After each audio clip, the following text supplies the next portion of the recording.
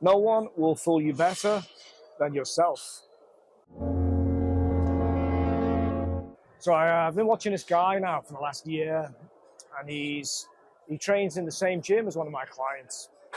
And I've been watching this guy quietly and secretly from behind dumbbell racks in between breaks for my clients.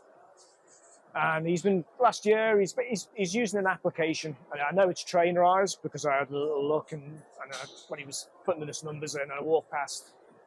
For some reason, he's not using my Functional Warrior Workouts Trainerize app. I don't know why that is. Maybe I need to speak to him. But anyway, in this app, you can put in, if it says, like 3 sets of 10 dumbbell press, you put your weight in, you put how many reps you did, and you track your progress. And the app itself is a brilliant platform for having good workouts and having something to follow and having your progress, there in front of you. And it tells you next time, this is how many reps you did. This is how many, you probably want to be going for next time. But there's a danger in this. And what I've noticed with this guy is, let's go back to the beginning. Let's say he was doing his bench press. And he was doing it with a couple of 17.5 kilos. And he was doing his reps. And they were all right, normal, a little bit fast, but normal reps. And then, maybe a month goes by and he's up to 22.5. But he's a little bit shorter on the rep. Maybe he's centimeters short. His head's coming up off the bench.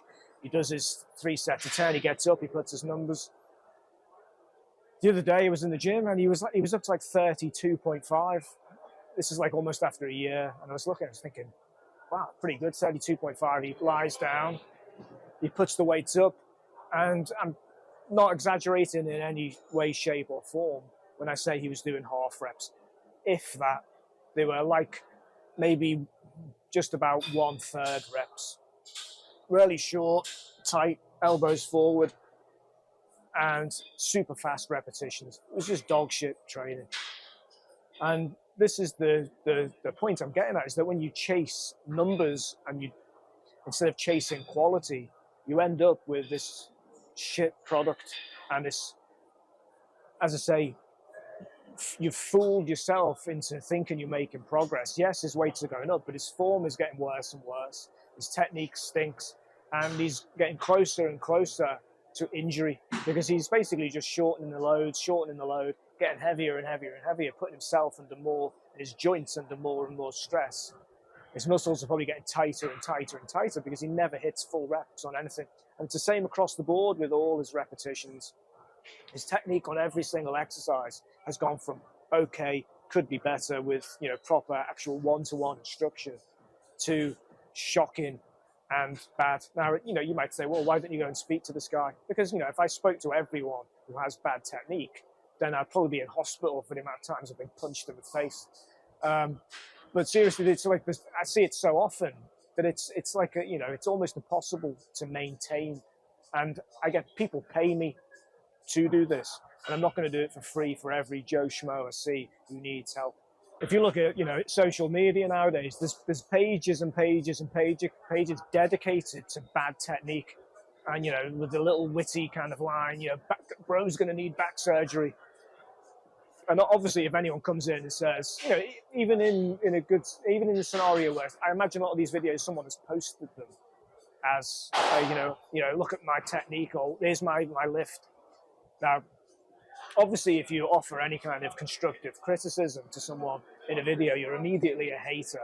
So you're already screwed. If you try and say, hey, good effort, maybe you should just consider this, hater. And then it goes from that to someone then taking a video, hijacking it, and sticking it in some kind of reel of top 10 worst deadlifts ever. But it's serious business. If you're lifting with shitty technique on some of these potentially dangerous lifts, then you're going to end up completely screwing your body up. And a lot of the training nowadays is already geared towards the extreme. And if you add to it bad technique, it's literally a recipe for disaster. So master the basics, master your body movement, master rep ranges, use tempo in your head in terms of time in your movements, and fix points in movements. Something I do is I keep a visual line. If it's a bench press, for example, I know where it's going to finish. I know where it needs to end because it always lines up with the same point on the ceiling. It's the same thing with incline presses.